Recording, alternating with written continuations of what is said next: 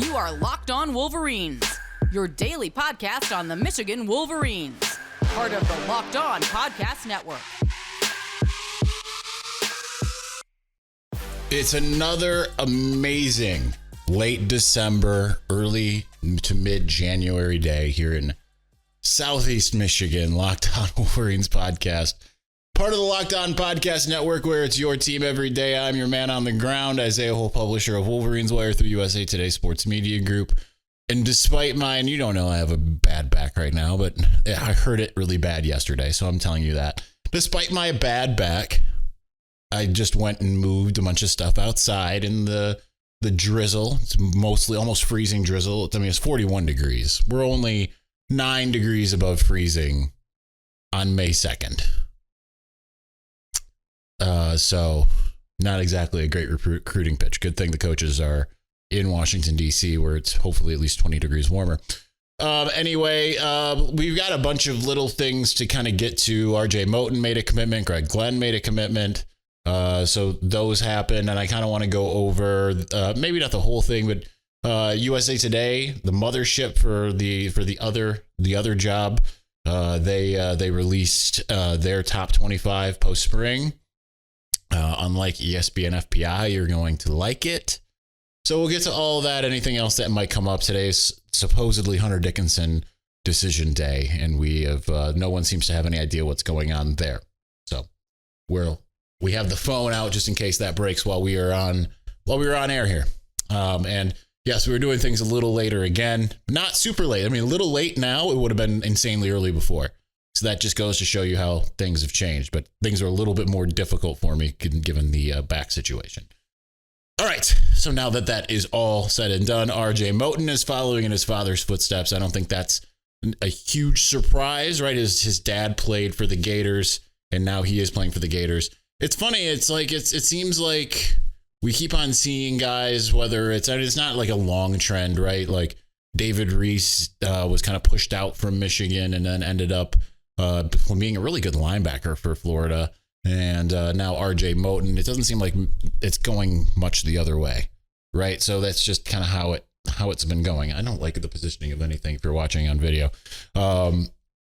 So it's happy trails to him. I got a text from Brandon over at Locked On Gators, and he is psyched. Like he watched some of the film and everything. He's like, he's going to be so good in Florida. So I think it's one of those things where there's probably a lot of Michigan fans that are happy about it. Again, I'm personally not happy about RJ Moten moving on. But if there was an expendable of the three safeties, he would have been it, right? But nonetheless, like I told you, having dinner with Jake Butt before the spring game, he was waxing poetic about RJ Moten. I've long felt that. But it's a luxury that Michigan has, right? Is to be able to lose a couple guys and not really feel it. It doesn't really hit you in the chest or in the stomach. It's kind of maybe grazes your thigh a little bit, you know? It goes right past your shoulder. I don't know where I'm going with this analogy or why it's so important to me. I just realized it didn't sound as good as I thought it was going to. But it is disappointing. Nonetheless, but at least he's found a good Power 5 home going to the SEC. I mean, that should kind of tell you what is thought of, right? Because it's one thing when you see a guy that decides to transfer and then he ends up at Sam Houston State Tech University, then you're kind of like, okay. When a guy leaves and he ends up at a high profile school, it's a different scenario entirely, right? Like you see it kind of going both ways. Michigan getting a guy from Coastal Carolina and Josiah Stewart. Michigan going out and getting a couple guys from Stanford. Michigan going out and getting a guy from Indiana. Those guys are stepping up. Then you have obviously the lateral moves in a way that I would look at this RJ Moten as being a lateral move, right? It doesn't really matter what Florida's current success or lack thereof is, right? This is a team that's won a couple national championships, and everyone that's probably watching or listening to this is lifetime. So there is that. And then you have the guys that don't end up someplace big. And I'm struggling to think of anyone offhand at the moment where they end up going to I mean, even some guys like when Kakoa Crawford and Ian Bunting went to Cal, right? That type of thing. Even though it's a Power 5 move, that's kind of a step down, right? Zach Carpenter going to Indiana, that's a step down, you know? So there are some moves that are like that. And certainly you see other guys end up going to New Mexico State, like Omori Samuels, or whatever school Kareem Walker ended up before he ended up at Mississippi State. It can be a circuitous route. So with that in mind, you look at Gregg Glenn, who ends up at Tulane. I don't know really anything about Tulane basketball. I know, massive Tulane fan, considering you've seen me wear the hoodie on the podcast here every now and again. But which was funny. I think I've told you before. I was walking into Schembechler Hall one day, and George Hilo saw me wearing it, and he was all excited because his brother went to Tulane. So he was like, "Oh man, I didn't know you were a Tulane guy." I'm like, "Oh, I'm not. I just love the logo and love the hoodie, and I love home field." So, but I mean, again, that's a showing of, you know, he didn't end up at Kansas or Kentucky like one of the, you know, a couple of the rumored Hunter Dickinson transfer locations. So when it's a situation like that, then guess what?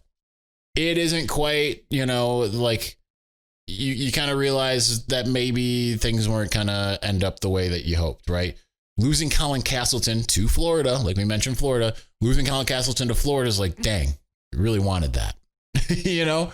So it changes the dynamic to some degree when you see a guy go from a good school like Michigan to another good school, another school that you know is going to contend, like Florida, when it's Gregg Glenn going to Tulane. And I'm gonna have to double check because I could be putting my foot in my mouth right now, and being like, yeah, Tulane not that good, and they're probably sweet, you know, and I'm probably wrong. I just, you know, I mean, they were third in the American Conference. They were 20-11 in basketball, so they lost a guard to LSU.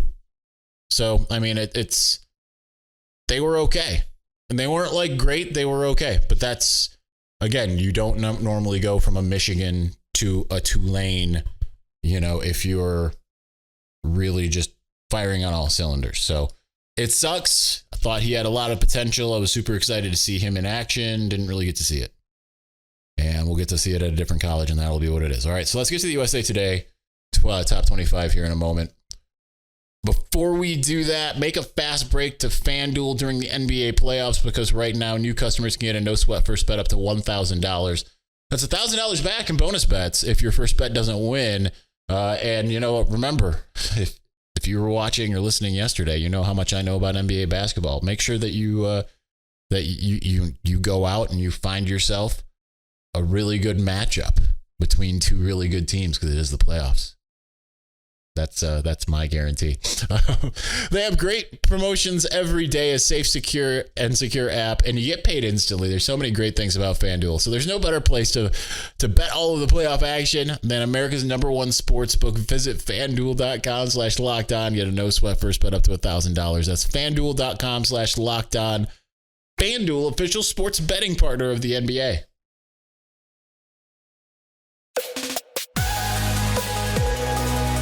All right, if you were watching the ad supported or listening to the ad supported version, no, I'm not on any pain meds. It does sound like it.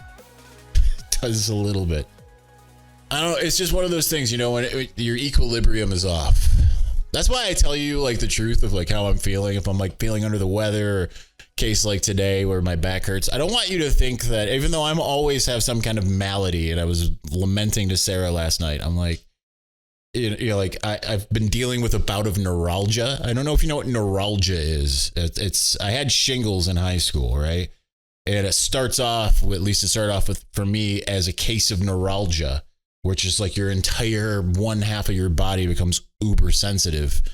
And every now and again I get neuralgia, and I got it the worst that I've ever had since then. So 20 plus years this past week.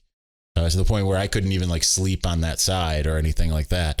And it's like, you know, it's going from all the things we had a couple months ago to the neuralgia to, all right, the neuralgia is almost gone. I'm like, I'm going to finally get back in the gym. I found out I weigh like 20 pounds heavier than I thought I did. So I'm like, I'm going to get back into the gym on Monday. And what do I do on Monday?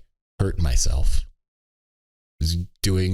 Moving things around that I shouldn't have been moving around on my own. So it's my own fault. But nonetheless, the reason I tell you these stories is more so you know where I'm coming from. If like we cut this episode really short, or if it just feels like I'm even more scatterbrained than normal, it's probably because I'm in a fair amount of pain.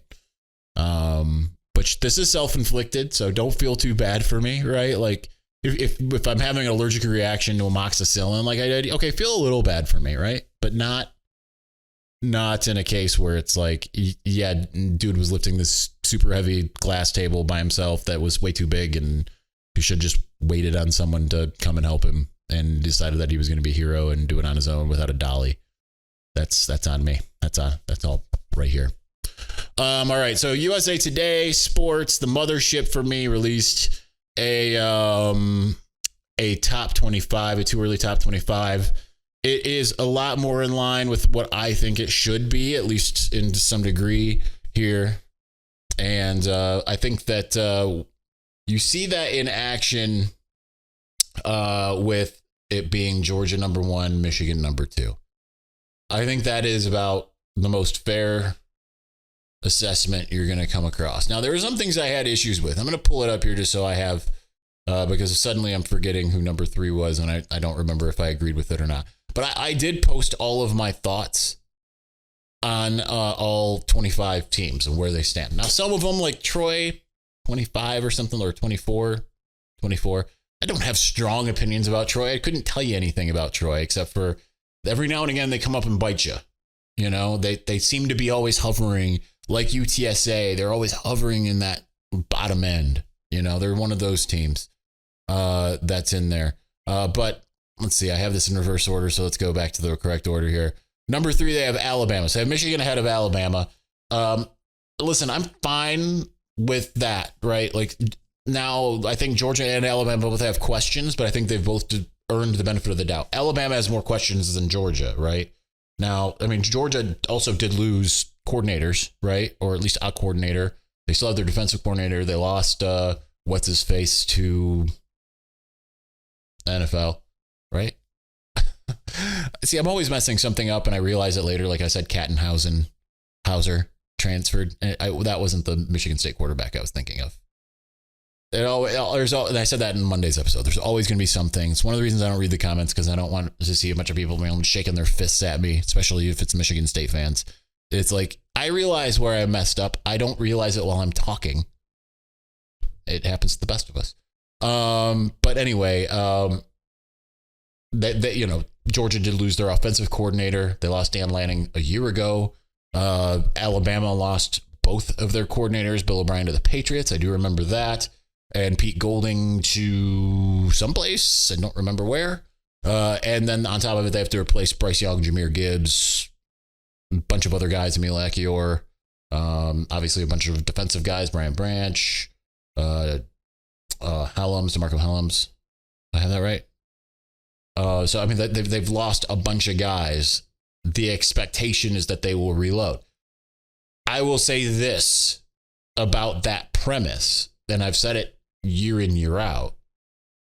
Nobody knows anything. And I think that when you have a reload type situation, it's not always going to work out the way that you think. Sometimes it's going to be as good. Sometimes it's going to be better. And other times there's going to be a fall off. At some point, dynasties fall apart. I don't think Alabama is falling apart per se, but them being number 3 might be a little too high, I think, because you lost both coordinators, you lost the quarterback, you lost your running back, you lost a bunch of really high-end guys. And Georgia might be in the same boat. Georgia's got back-to-back national championships.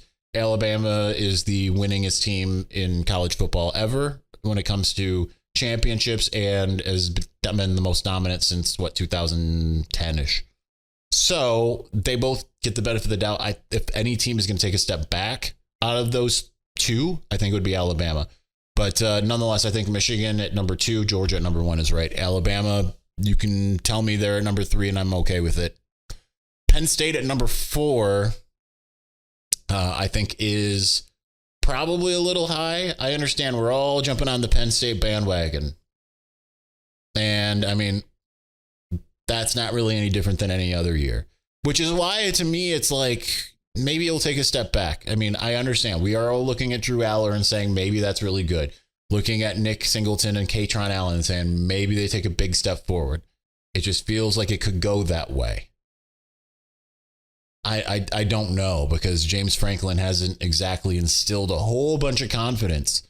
I think the problem is he goes out and wins the Rose Bowl this last year, plays a competitive Rose Bowl it coming off the 2016 season against USC. And suddenly we're all looking at Penn State and being like, and when I say we're all, I don't mean you or me. I just mean, the general we. And I don't think it's necessarily fair. That said, I do think Penn State will be better than Ohio State this year, but I don't know that that's necessarily going to mean anything. James Franklin's won one game against Ohio State. They're playing in Columbus. As much as I think Ohio State's going to take a step back, I don't know that I trust Penn State to be able to figure it out enough. I just don't. Number 5, they have Florida State, which feels way too high. I know, I understand. Just like Texas, we want them to be back so bad. Again, the proverbial we. Just because they finally kind of had a decent season this last year, I wouldn't put it like upper echelon or anything. I don't know that we think that they're the 5th best team in the country, right? That's a little much to me. They have Ohio State at number 6, which I think is about a fair place for them to be honest. Certainly not number 1 like ESPN and FPI and their self-congratulatory article that they put out about it. I just don't know about that. Notre Dame at number 7 feels, again, projection. I think I even said that this feels like a projection. Okay, they added Wake Forest quarterback Sam Hartman, who was really good. I just, again, the Marcus Freeman love. I mean, I remember turning on that first game, Notre Dame at Ohio State, and in the lead-in, Chris Fowler says, like, they're I don't remember how he said it. I'm thinking in the Les Miles terms of like that they're damn strong, like he always said, damn strong football team, damn strong football coach. Like, and he is such a good coach. We didn't know that. He hadn't even coached a game. So I feel like that is projection. People want to think, and I think people look back at this time last year when Notre Dame was in Michigan's position and having the number 1 recruiting class, and it was, Marcus Freeman. Look at everything he's already doing. And suddenly, instead of it being of what has he done, it's what can he maybe do. And then we take the what can he maybe do and say that is what he did and solidify it as fact. And that feels like too much, too heavy for me. Clemson at number 8 feels maybe a little too low. I think that, the last 2 years maybe haven't been quite as kind to Clemson as you would think. Last year was okay. They went to a New Year's Six Bowl. Now they've got a quarterback again in Cape Klubnik. I feel like count out that Dabo's team at your own peril. They've recruited great. Only a couple years removed from national championship game. Lost, but still. I know it's 2019. It's 4 years ago, but still. Texas at 9. Texas is back. They're the backiest back they've ever been. They've always been back. I think the only reason why I'm not super mad at it is when you look at the teams around them in the Big 12, they've lost a lot. Texas has 2 5-star quarterbacks. They've got Xavier Worthy, unfortunately. They've got a pretty strong defense. But they've always recruited really well, and how's it worked out for them? They've had 5-star quarterbacks before. How has it worked out for them? Number 10 is USC, who I think is actually too low. They return a starting Heisman Trophy winning quarterback. Yeah, they lose Jordan Addison. They add Barry Alexander on the defense. If they get the defense figured out in any way, shape, and form, and can Sean Nua really make that work on the front? Can they figure out some things on the back end? Can they take down a Utah? I think that those are big questions, but I think that they're too low. Pac-12 is wide open. We're going to do the rest. I just want to talk about the rest. I just want to talk college football in general. I know sometimes we just want to talk Michigan. Sometimes I just want to talk college football. I just love college football. We'll continue with the rest of my opinions on the USA Today Top 25 here in a moment.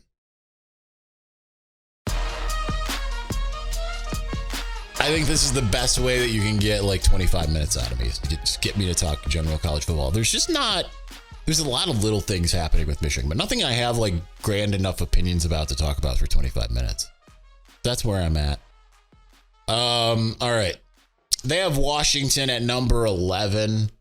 I think that's probably fair. Again, Pac-12 is wide open. You got Michael Penix. He's going to be a Heisman contender if he can stay healthy. They generally have had a pretty good defense. New year with what's his face? I wanted to say Jimmy Lake, but that's incorrect. I can't remember. They play at Michigan State. That's maybe a hurdle in the sense of traveling across the country.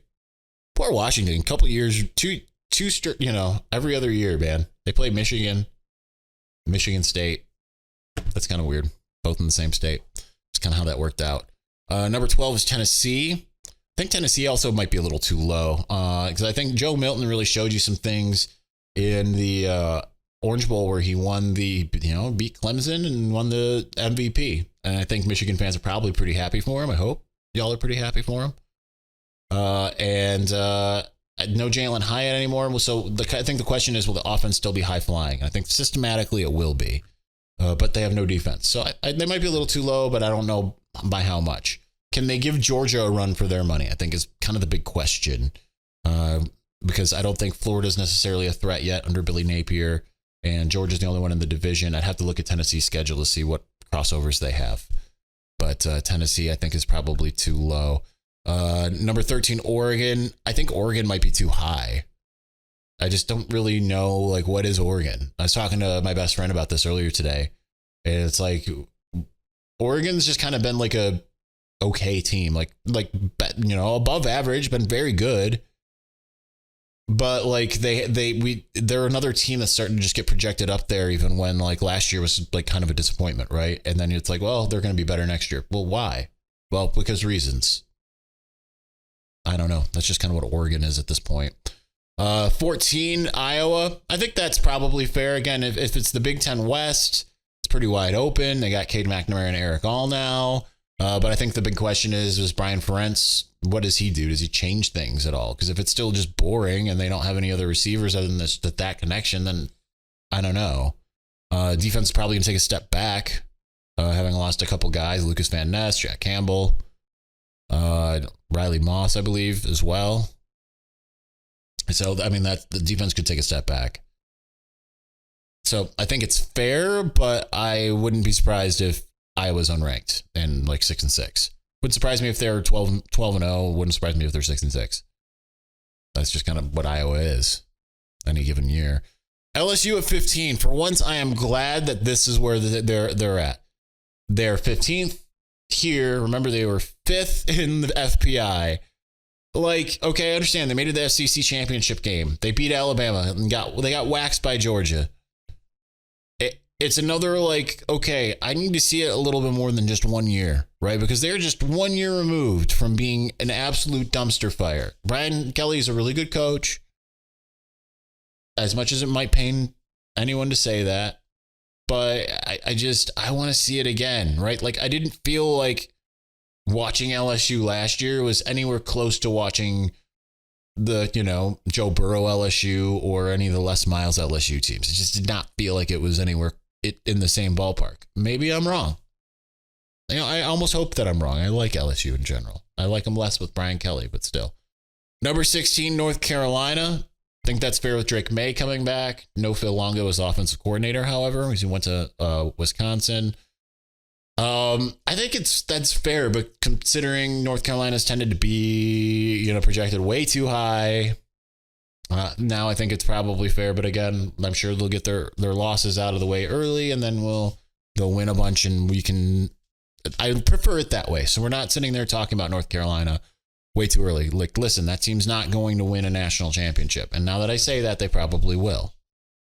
But I think it's fair. Number 17, Utah, I think is way too low, and people aren't giving enough love to Utah. Utah should be given a lot more love. They got Cam Rising coming back. They lost their tight end, but otherwise, like Kyle Whittingham has just built a machine, man. They won the Pac-12 last year. I just don't understand why Utah isn't getting more love. I'm not saying that they should be as high as USC. Maybe it's the Pac-12 not getting love, but being behind Oregon, I just don't think that's fair, especially when you got a returning starting quarterback. Number 18, Oklahoma. I think that is way too high. I don't think that they should be ranked at all. Brent Venables has proven nothing as a head coach. It is a shell of what it was. I just don't know that they're recruiting well enough, but I just don't think that it is the Oklahoma that we've seen the last 20 years. Wide open Big 12, but still, I don't even think they should be ranked. That's just name recognition. Oregon, by the way, if you go and read the article, and I say the same thing, I'm not like reading it right now. Those are my thoughts. So if I wrote it, it's the same thing that's in my mind. So that tells you kind of a little bit of how I write is just literally what's in my mind. I don't know anything about Oregon State, but they're 19. I think that's fair. They ended up beating Florida in the bowl game, I believe it was, and they beat Oregon, and it was kind of a surprise season. Good for them. I have no idea what they're doing this year.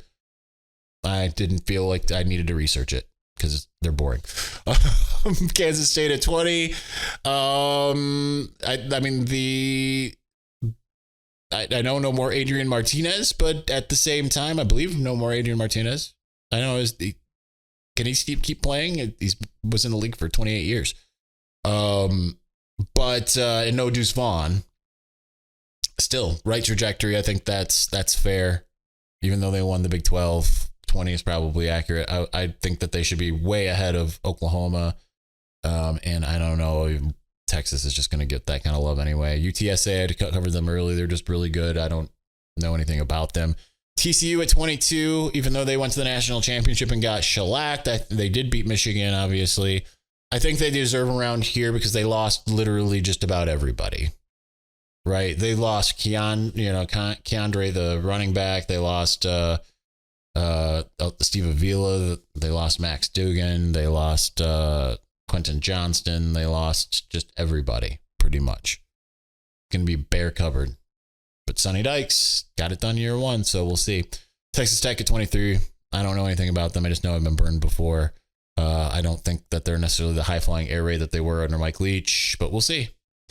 And number 25, Wisconsin. I think that's fair, even though I'm curious to see if the offense has like this wholesale change with Phil Longo being the new offensive coordinator. Luke Fickell wasn't running like an air raid in Cincinnati, so I don't know that he would necessarily do that in Madison, but he kind of makes it look like that's what they're going to do. So I don't know. All right, that's going to do it for us today. Thank you for watching. Thank you for listening. We will be back on Wednesday. Again, we're kind of in the dry, dead period here. Michigan's on vacation. And May's just going to be kind of a rocky month except for recruiting. But that's going to do it for us. Thanks for watching. Thanks for listening. Peace.